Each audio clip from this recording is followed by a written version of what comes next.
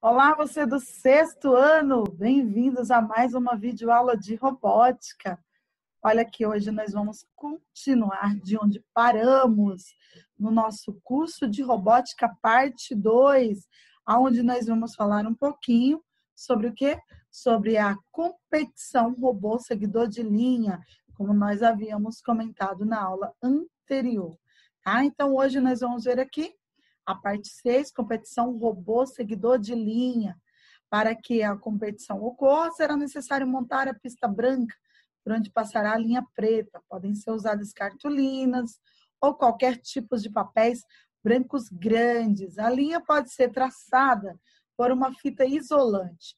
Quanto mais grossa a linha, melhor será para que os robôs tenham mais facilidade na leitura do sensor.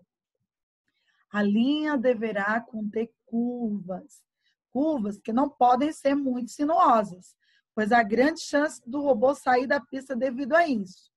Então, se você colocar aí, vamos dizer assim, uma pista que ele faz muitas curvas, então ele pode sair da pista, tá bom? Na competição, o robô que fizer o percurso no menor tempo e sem sair fora do limite externo da área, será o vencedor. Tá? Então, essa aqui é a finalização da nossa competição do robô seguidor de linha, como eu falei que nós iríamos ver nessa aula.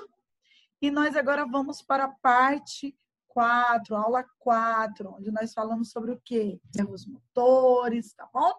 Então, nesta quarta aula, retornaremos o estudo de novos conceitos na robótica. Nessa aula, aprenderemos como utilizar dispositivos chamados servomotores. Dá uma olhadinha aqui na imagem que eu tenho para você, que é um servomotor, tá? Então, parte 1, servomotores. Os dispositivos chamados servomotores são um tipo especial de motor, tá? Diferente do que? Dos motores convencionais utilizados até aqui, os quais nós não temos controle sobre o número de voltas que executarão. Os servomotores permitem que se defina a posição do eixo a partir de um referencial em graus, porém seu deslocamento é limitado em 180 graus. Vamos dar uma analisada aqui na nossa imagem. Então, aqui como você pode visualizar, tá bom? Então, como podemos ver na figura ao lado, a parte verde simboliza a área de atuação do servomotor. Além disso, existe uma linha vermelha, que você está visualizando aqui, que ilustra a posição na qual o eixo do servomotor se encontra, ou seja, o eixo está onde? Em 0 graus. Esse valor de 0 graus nada mais é do que o valor de referência para o controle do servomotor. Se enviarmos um comando de posicionamento em 90 graus para o servomotor, o eixo se deslocará para a posição desejada em relação ao 0 de referência. Tá? Então, é importante avaliar isso aqui. Sempre a estrutura, qual o ponto de partida, qual é a representação. Então, quando se começa a utilizar o servomotor, pode-se criar uma confusão muito comum, que é pensar que os comandos de posicionamento do servomotor se somam. Isso não acontece, tá? Porém, como foi dito antes, o deslocamento do eixo é baseado no 0 de referência. Logo, se o eixo está posicionado, por exemplo, em 90 graus e foi enviado o comando de 45 graus, o eixo do servomotor não se posicionará em 135 graus, mas sim no valor solicitado. Então, para que você possa entender, vamos fazer de conta que ele está no 90 graus, certo? E está pedindo um comando de 45 graus. Para onde ele vai?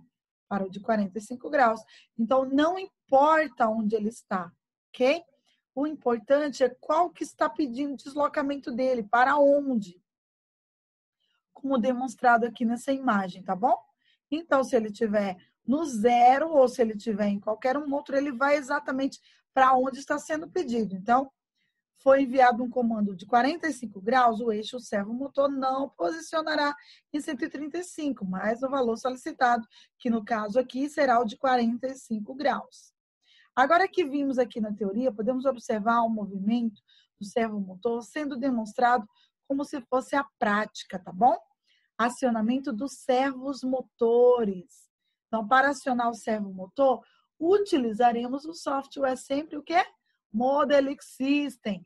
Com o software aberto, é necessário solicitar, selecionar qualquer saída e modificá-la para quê? Para servo, tá?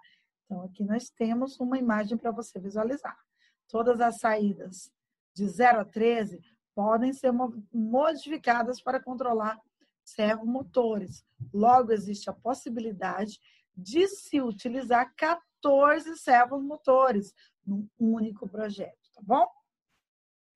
Então, o uso do servomotor no modo conectado com o software Modelic System pode provocar instabilidade na conexão e causar a queda da comunicação entre o microcontrolador Modelix e o computador. Para que isso não aconteça, para se evitar isso, evite o uso de quê? Do modo conectado com o servomotor conectado no microcontrolador. Então, quando chegar lá na nossa aula, vamos agora programar o servomotor. Então, o que nós devemos fazer? O que nós devemos evitar? Evitar o uso conectado com o servomotor conectado aonde? No microcontrolador. Então, conecta-se o servomotor dentro de quê? De um roteiro. Que roteiro é esse? Esse servomotor deve ser conectado depois de fazer o download da programação para o microcontrolador. Então, a gente faz a programação e somente após o download da programação é que nós vamos conectar o servomotor. Então, para acionar os comandos de controle do servomotor no fluxograma, basta fazer o quê, gente? Basta inserir um bloco saída, a área de trabalho do software Modelic System, e selecionar a posição desejada. Montaremos agora um fluxograma para que o eixo do servomotor se desloque para diversas posições, sempre aguardando um determinado tempo entre mudanças. Então, veja bem aqui essa imagem, tá? É necessário começar o fluxograma com um bloco iniciar. E toda vez que eu usar o bloco iniciar, ele abre essa caixa de texto aqui para mim. Eu tenho que decidir se esse bloco ele vai ter a função iniciar, parar ou subcomando. Nesse caso, nós vamos iniciar um fluxograma, então utilizaremos a função iniciar e dar um OK. Usa-se depois o quê? O bloco saída, posicionando sempre aonde? O eixo do servomotor em 60 graus. Então, olha aqui, ó, posicionamos o nosso bloco saída embaixo do iniciar. Quando eu faço isso, ele abre a janela aqui para mim. O que eu vou fazer em seguida? Posicionar o eixo do servomotor em 60 graus. Então, eu vou, em vez de desligar, ligar, eu vou clicar na opção mover. E aqui do lado vai abrir uma janela perguntando a quantidade que eu quero que mova. Então, eu vou colocar em 60 graus e dá OK. Em seguida, usa-se um bloco de quê? De aguardar. Lembram que para toda ação que nós fazemos, sempre temos uma ação de tempo, tá? Então, quando eu colocar esse bloco aguardar, abre para mim essa janela aqui e eu vou fazer o quê? Eu vou colocar um tempo de 2 segundos e dar OK, tá bom? Será um tempo para o servomotor se manter nessa posição. E com o bloco saída, que nós vamos iniciar agora, a colocação dele, aí abre-se o quê? Essa janela, quando eu insiro esse bloco saída, que é esse bloco aqui, tá? Então, depois de aguardar, um bloco saída. Então, eu vou fazer o que aqui? Selecionar o servomotor, clicar em mover em vez de desligar ou ligar e selecionar a posição 120 graus. E, em seguida, apertar o botão OK. Feito isso, vou usar mais um bloco. Que bloco é esse? O bloco aguardar. Como eu disse anteriormente, sempre que tivermos uma atitude, uma ação, nós temos uma ação de tempo. Então, use mais um bloco aguardar para que a posição seja mantida por 2 segundos. Então, nosso fluxograma vai ficar assim, ó, iniciar, mandar o servomotor para 60 graus, em seguida aguardar 2 segundos, novamente mandar o servomotor para onde agora? Para 120 graus. Essa será a posição nesse momento. E em seguida aguardar novamente mais 2 segundos. Feito isso, usar a ferramenta de linha para fechar o fluxograma em um loop, que ficará dessa maneira. Então, iniciamos, mandar servomotor para 60 graus, aguardar 2 segundos, mandar servomotor para 120 graus, aguardar mais 2 segundos. Então, conectar tudo desde o início, 60, aguardar, 120, aguardar, volta para 60. E, por fim, fazemos o quê? O download do fluxograma para o microcontrolador.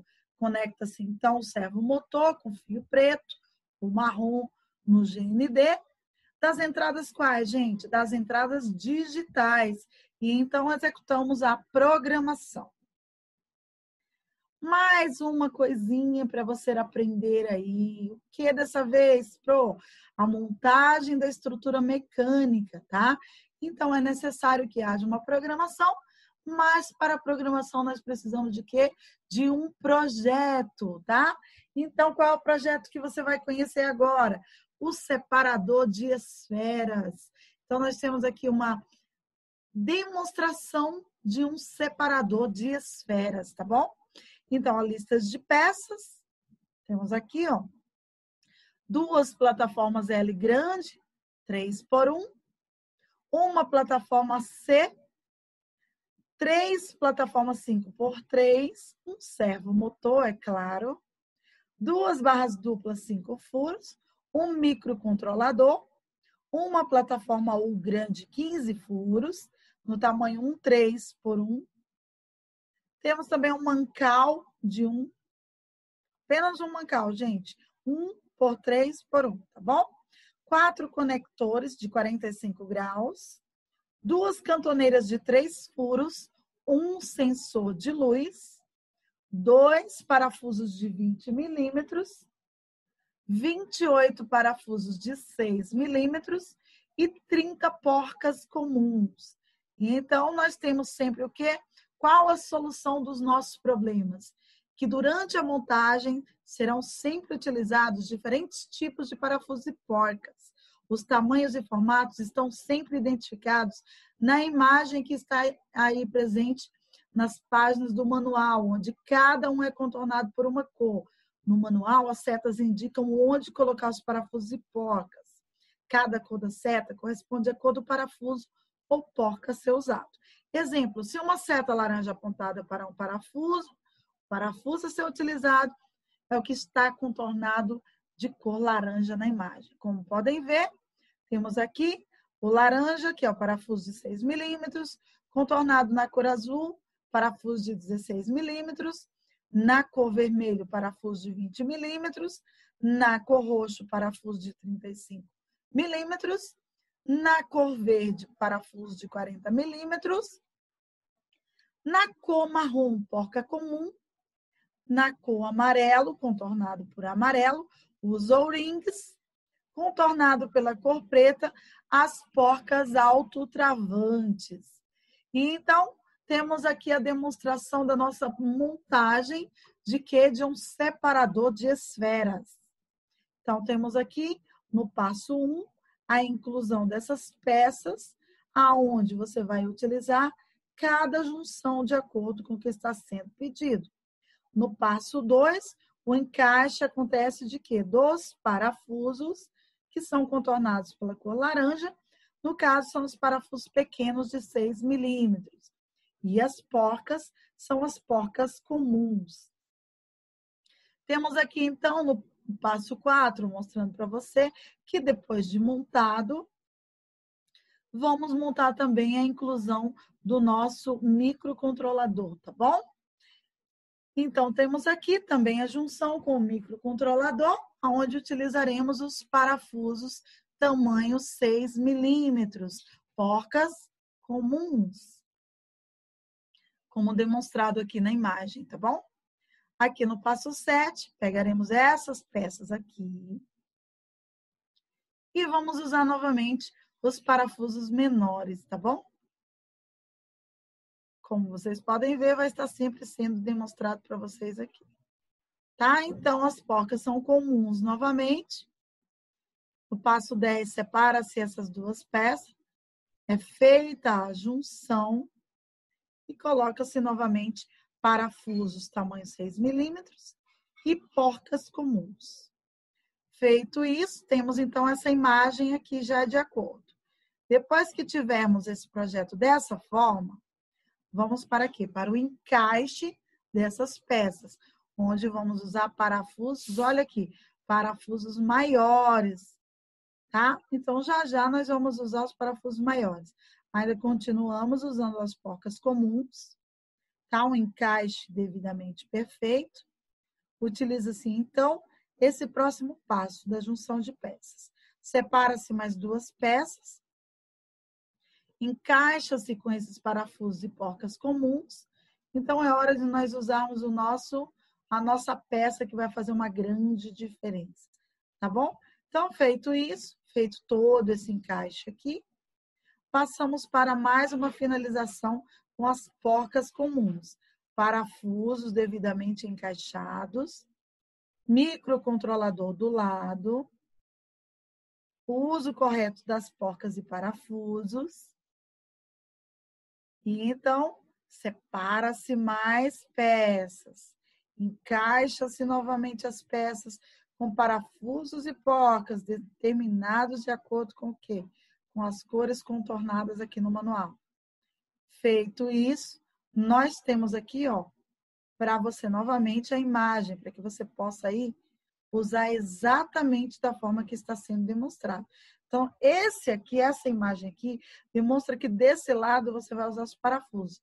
E nesse outro lado, vai fazer o uso das porcas comuns. Então, temos aqui essas duas peças prontas nesse momento.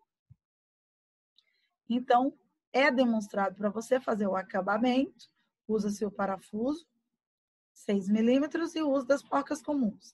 Então, temos aqui a seguinte imagem, depois do encaixe. Feito isso, mais uma vez, porcas comuns para o acabamento. Então, agora, vocês podem ver que temos aqui uma peça acoplada ao nosso microcontrolador e uma outra peça produzida, separada, deixada aqui de lado. Essas duas peças agora vão ser juntadas através do quê? Dos parafusos 6 milímetros e das porcas comuns. Feito isso, olha aqui a imagem que nós temos. Então, depois disso, conecta-se o servo à saída digital 2 do microcontrolador. E o sensor de luz conecta-se aonde? Na saída analógica A1, onde os fios brancos, vermelho e preto devem ser conectados. De que maneira? AS, 5V e GND, respectivamente. O fio marrom do servo deve ser conectado ao GND da entrada 2, tá bom? Então, é necessário entender o que precisa ser feito, para que assim se possa construir um projeto com ênfase no que está sendo pedido para você. Tá? Então, nós temos aqui uma descrição do projeto. Tá? Então, a ideia desse projeto é o quê? Simular uma linha de produção onde as esferas brancas e pretas representam, respectivamente, dois produtos diferentes. Dessa forma, o robô tem que ser capaz de diferenciar bolas pretas de bolas brancas, que, quando identificadas, devem ser separadas e coladas em seus devidos lugares. A identificação da cor das esferas será feita por um sensor de luz, pois o mesmo é capaz de captar diferentes intensidades de luz entre preto e branco. Para a separação das esferas, será usado um servomotor, pois ele nos permite posicionar uma parte móvel da estrutura, de modo a definir os dois lugares diferentes onde cada esfera deverá cair. Com a estrutura mecânica, montada e as funcionalidades do robô definidas, podemos passar para a etapa de programação. Então, você viu aí tanta coisa acontecendo, tanta coisa nova que você está aprendendo. Na nossa próxima aula, nós vamos falar um pouquinho da parte do fluxograma de tudo isso. Como que você vai programar essa atividade que nós fizemos agora, essa atividade que nós tivemos a oportunidade de conhecer. Que atividade foi essa? Que projeto foi esse? O que nós vamos fazer? Quem lembra do que nós falamos agora há pouco? Qual o nome desse projeto? Você lembra? Vamos lá relembrar lá no início da montagem dele, tá? Na hora da separação de peça. Nós chamamos esse projeto de separador de esferas, tá bom? Então, na próxima aula, nós vamos conduzir a continuidade dessa descrição, onde nós vamos falar da parte 4, que faz parte do fluxograma. Ok? Espero que você aí esteja aprendendo bastante com as nossas aulas e conhecendo cada uma das peças e a nossa programação. Um grande abraço, até a próxima!